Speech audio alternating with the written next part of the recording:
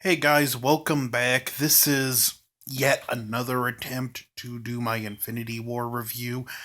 I've had countless issues, but anyway, let me just recap the rest of the movie. The Guardians meet up with Thor after hearing a distress call. There's some decent banter back and forth between Thor and the Guardians. We find out Thor even learned Groot as an elective in Asgard. The end result is the bulk of the Guardians minus Rocket and Groot go with Thor. Rocket and Groot go with Thor to this planet where there's this area where Mjolnir was forged, and we find out later that's where the Infinity Gauntlet was made. The rest of them go to nowhere to get the Reality Stone from the Collector. He already has it. Thanos already has the Reality Stone. He captures Gamora. When Star Lord goes to honor her wishes and kill her, Thanos uses the Reality Stone to make it shoot bubbles.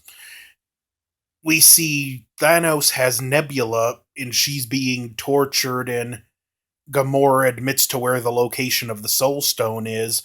The guardian of the Soul Stone is Red Skull, which, the more I think about it, I don't think he's really good or evil anymore. He's just indifferent to what's going on. It turns out Thanos has to kill someone he loves to get the Soul Stone. Despite Gamora thinking this is a victory, he cares for her and throws her off a cliff, gets the Soul Stone. Spider Man and Stark save Doctor Strange, blasting one of Thanos' children out into space. Another a decent movie reference from Spider Man when they come up with the plan. Have you ever seen an old movie called Aliens? And Stark, Spider Man, and Strange Spider Man, Stark, Strange Spider Man, say that three times fast. They decide, after debating, they decide to ride on to Titan.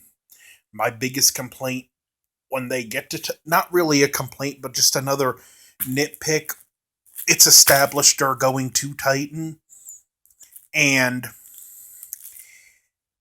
when they get to Titan, we see in big letters Titan.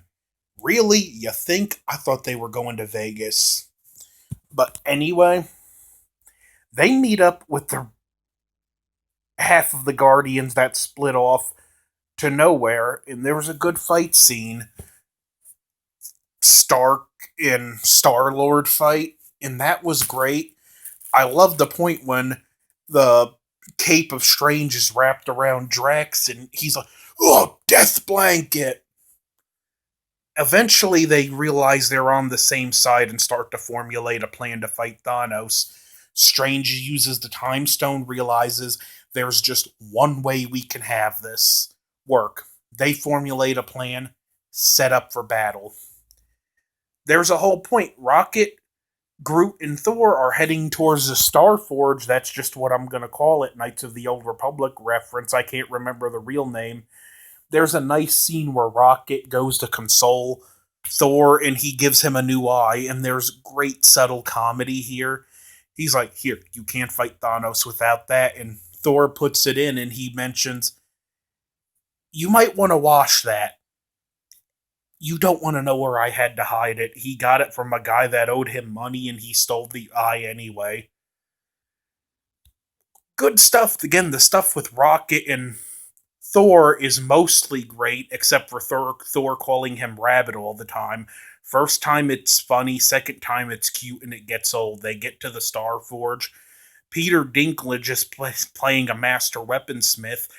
He was forced to forge the Infinity Gauntlet. We see another gauntlet there, and he agrees to forge a new weapon, Stormbreaker. They have to do some stuff to align the forge, and Thor has to hold the chamber open. They melt the metal and it forms the axe Stormbreaker.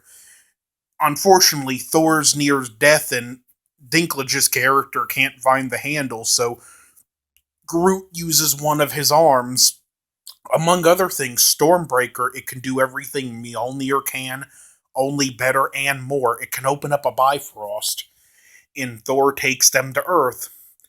The Earth crew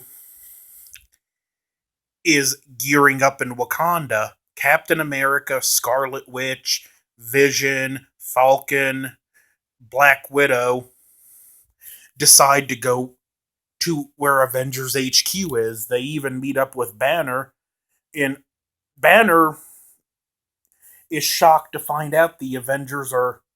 Well, he found that out through Stark, but like it's cool because you get to see some of the things Banner missed, and the whole crew shows up there. Rhodey is talking with General Ross. When he sees Rogers and them, he just shuts it off, shuts the communication off, and he's like, "Well, I just brought myself a court martial, but I could care less." We see he's walking with an apparatus. They decide to go to Wakanda, and they formulate a plan to face Thanos' army and get the Mind Stone out of Vision without killing him. There is one scene where I felt like one of the Wakandan scientists was a little unfairly patronizing Banner. "Oh, I'm sure you did the best you could." It's like, how cute, now let the adults play. We get to see Banner in a Hulkbuster armor, which I do like the irony of that. And we gear up for the two final battles. Their duel, the battle to protect Vision and destroy the Time Stone, and the battle to get the gauntlet off of Thanos. As stated, Strange using the Time Stone saw one possibility, so they begin to fight Thanos, and they get good hits on him. Thanos gets good hits on them. Everyone in this fight scene has their moment to shine. Eventually, they get to where he's restrained and they're pulling the gauntlet off. 2 points we see later. Iron Man has a sword type weapon. Why didn't he chop the arm off? And we've seen what Strange can do with his portals and that they can remove limbs. Why didn't he open one and just get rid of the arm and Infinity Gauntlet that way? Nitpicks, but it's still there. Eventually, Nebula shows up. She is the quickest one to realize why Gamora is not there. When Star-Lord realizes it, he freaks out and starts hitting Thanos. Mantis is trying to psychically restrain him, only he hits her hands, which allows them to Thanos to break free. Eventually, despite saying he would sacrifice Spider-Man and Stark to keep the Time Stone safe, Strange gives it up to Thanos. And Thanos just cleans house with them. I think he had a plan, which I'll get to in a few. Meanwhile, we have the battle in Wakanda. They have to open up a hole in the barrier to keep the enemies from going from behind and breaking through and getting division. Even tribes that don't necessarily like each other are joining forces. And again, all the characters get their moments to shine. Winter Soldier gets a vibranium arm, and it's just all about buying enough time to destroy the Mind Stone. Banner gets to fight Thanos' children in the Hulkbuster, and he has some confidence. He's like, "Y'all are really in trouble now. This thing beat the Hulk." Eventually, the battle turns, and Thor shows up, and we see the power of Stormbreaker, and he starts cleaning house. And two of my favorite comedic moments in the film. One is Winter Soldier picks up Rocket Raccoon. He's shooting his gun and turning and holding Rocket and rotating while Rocket's shooting his gun, and they get a 360 firing arc. Rocket notices his gun. "I'm gonna have that gun." Then he sees his arm. "I'm gonna have that arm."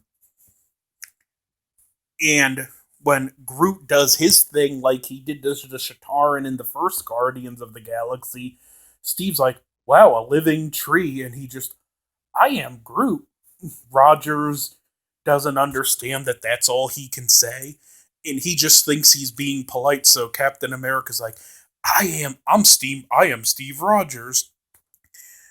Eventually, at this point, having gotten the Time Stone, Thanos shows up on Earth, and it's a mad rush for them to keep Thanos from getting to the Mind Stone. In Scarlet Witch successfully destroys it and kills Vision.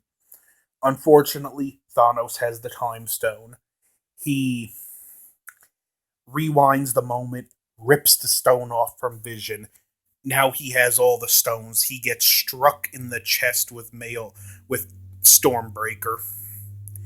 And Thor's gloating, thinking he had won the day. And Thanos says, "You should have aimed for my head." He did it. And at this point, half the life in the universe is wiped out.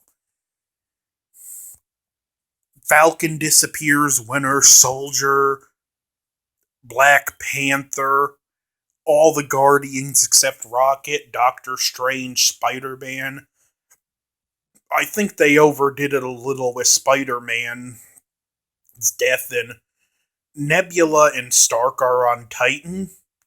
The rest of the heroes are on Earth. The post credit scene, we see Fury and Maria Hill get wiped away too.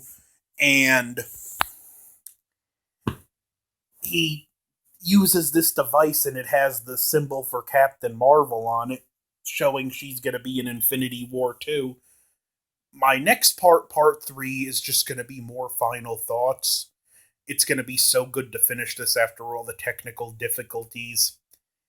Anyway, I just want to kind of throw this one out there. The way they just turned into dust, I think it would have been better if they just disappeared, because at some point, we're going to see people just trying to be cute, doing music videos to that scene on Facebook to Dust in the Wind. I mean, not Facebook, YouTube. That's gonna happen.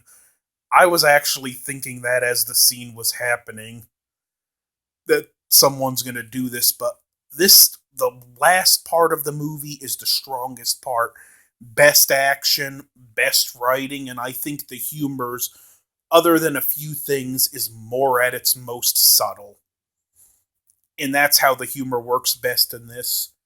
So don't forget to like, share, comment, and subscribe, and stay tuned. My next video will be my final thoughts. I'll talk about what I thought some of the funniest bits in the movie were, a little more about some of what I thought were the best scenes in my overall. Just, again, final thoughts. Don't forget to like, share, comment, and subscribe. Over and out.